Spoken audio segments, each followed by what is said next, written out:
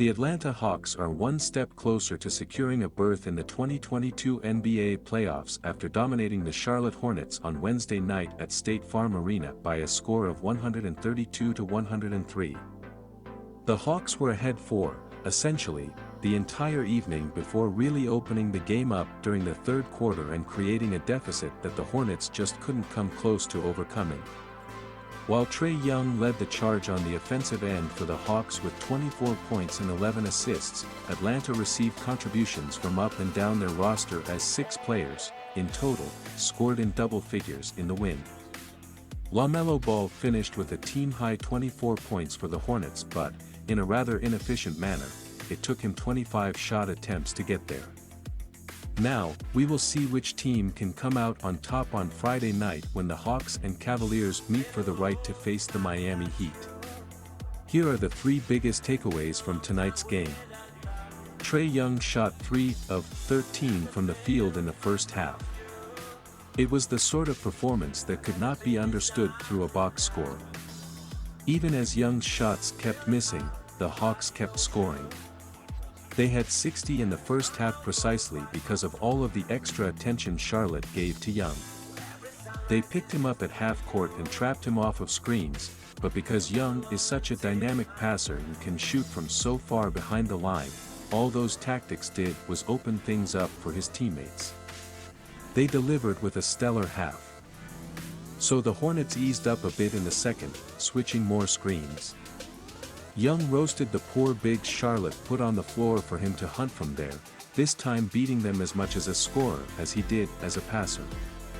The Hawks scored 132 points in the game and won Young's minutes by 27 points.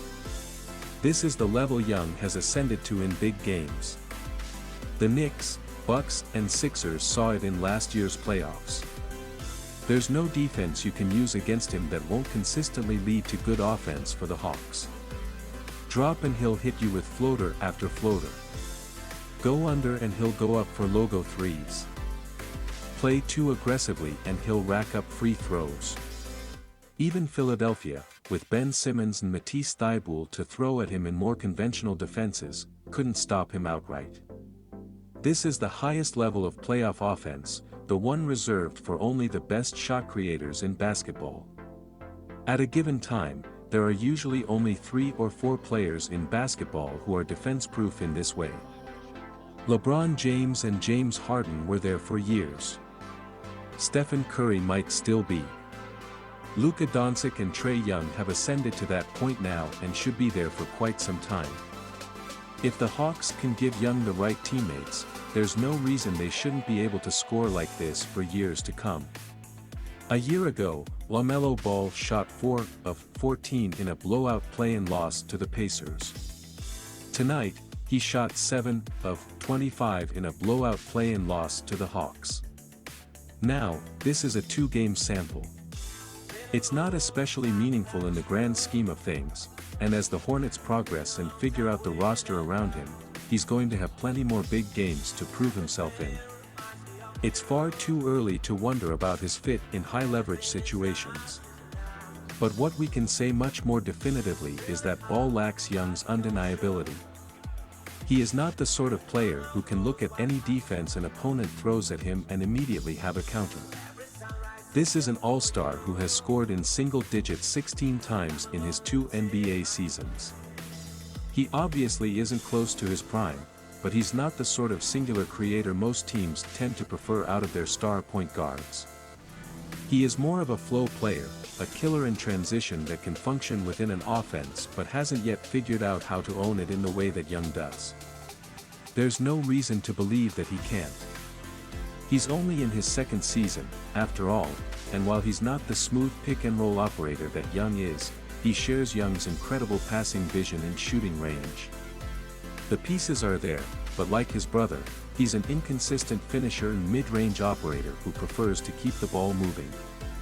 That's fine in the regular season. It's something he's going to have to work on for the postseason if he's going to be the sort of player who can lead his team on a deep run. At this point, we should all just feel bad for James Borrego. This man has been Rube Goldberging his way into half-decent defenses for years with nothing but 6 to 7 centers and disinterested guards, and finally, that approach has seemingly run its course. Mason Plumlee and Montrezl Harrell were the underwhelming centers this year, but for Borrego's entire tenure the Hornets have failed to give him a single adequate rim protector. That killed them in this game as it has for most of the season. The Hawks got easy dribble penetration for most of the first half, and they used it to kick the ball out to shooters. When the Hornets stayed at home on those shooters in the second half, the Hawks got all of the layups and dunks they wanted. This is preventable with the right big man. It's about time the Hornets went out and found one.